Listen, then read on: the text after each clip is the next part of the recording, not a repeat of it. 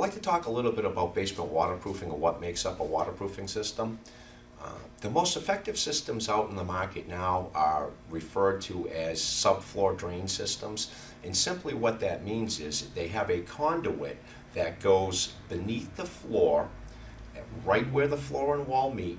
It covers the entire perimeter of the basement, leading into a sump pump.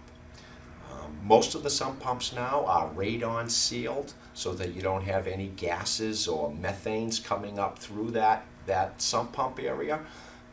Making sure that you have an adequate pump that has proper horsepower to disperse the volume of water that's needed. Having a proper discharge line is key. Making sure when that water is managed throughout the conduit, fed into the pump, and then discharged up and out of the property, that it's able to flow in without any obstructions. Also, in most sump liners now, you'll find that there'll be an alarm, a high water alarm, it's usually referred to. So that if a pump is being overrun by volume, you don't want to find out that that's happening when water's on the floor. So most sump systems now will have an indicator or an alarm that just like a smoke alarm will beep and sensor that water has passed over a primary pump and it's close to coming up through the lid. Battery backups are another key component. Most people, when they take water in a basement, it's due to and they have a system in place, it's due to a wind-driven rain.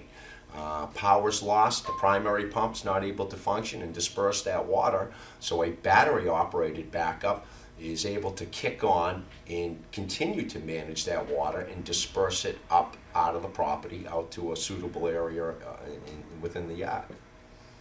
These types of systems, once they're in place and set, they're visibly sight unseen. You can't see the system. You're able to come in now, build the basement, frame over them.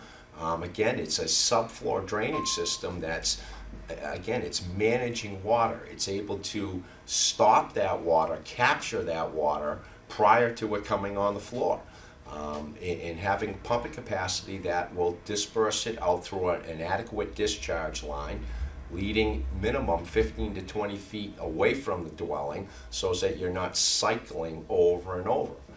So good news is that there are systems out there and companies that specialize in this type of system, and always look for a subfloor drain system, preferably a full perimeter system, battery backups, a cove along the wall that's there to pick up potential wall seepage, high water alarm within that liner, indicators so that if there is a volume issue, you're able to be aware of it and stay on top of it.